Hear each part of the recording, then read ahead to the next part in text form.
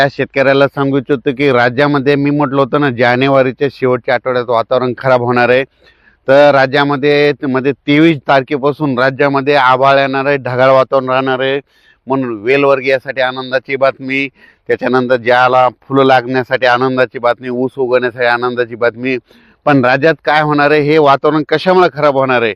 कारण की काय झालं, WD वेस्टर्न डिस्टर्ब म्हणजे पश्चिमी विक्षोभ म्हणजे काय होणार आहे, इकडं गुजरात,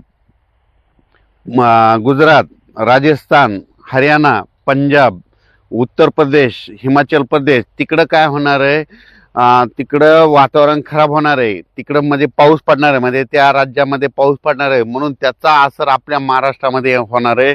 म्हणून काय होणार आहे, राज्यामध्ये 26, 27, 28 तारखेच्या दरम्यान राज्यात परत एकदा वातावरण खराब होणार आहे. म्हणून हा अंदाज लक्षात यायचा. तसं तर 23 तारखेलाच म्हणजे 23 जानेवारीलाच आभाळ यायला सुरुवात होणार आहे. म्हणून हा अंदाज सर्व शेतकऱ्यांनी लक्षात घ्यायचा.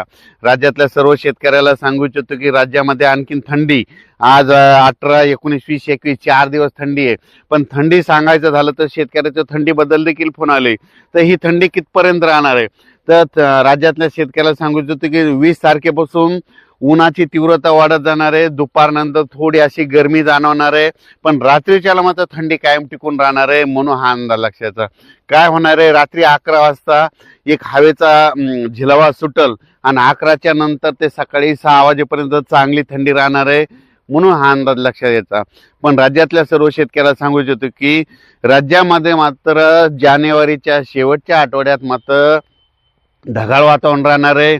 आणि सांगायचं झालं तर उत्तर प्रदेश, मध्य प्रदेश, गुजरात, राजस्थान, हरियाणा, पंजाब, हिमाचल प्रदेश, काश्मीर, जम्मू काश्मीर त्या भागामध्ये पाऊस पडणार असल्यामुळं महाराष्ट्रातल्या काही भागांना त्याचा असर होईल. त्याच्यामध्ये पूर्व विदर्भामध्ये वर्धा, नागपूर, भंडारा, गोंदिया, चंद्रपूर, अकोला, अमरावती, अकोला, यवतमाळ, नांदेड, हिंगोली, परभणी, सोलापूर ह्या पट्ट्यामध्ये काय होणार आहे की त्या वातावरणाचा म्हणजे 26-27च्या दरम्यान खूप आभाळ येईल आणि तुरळक ठिकाणी थेंब देखील येण्याचा अंदाज आहे. म्हणून हा अंदाज लक्षात यायचा.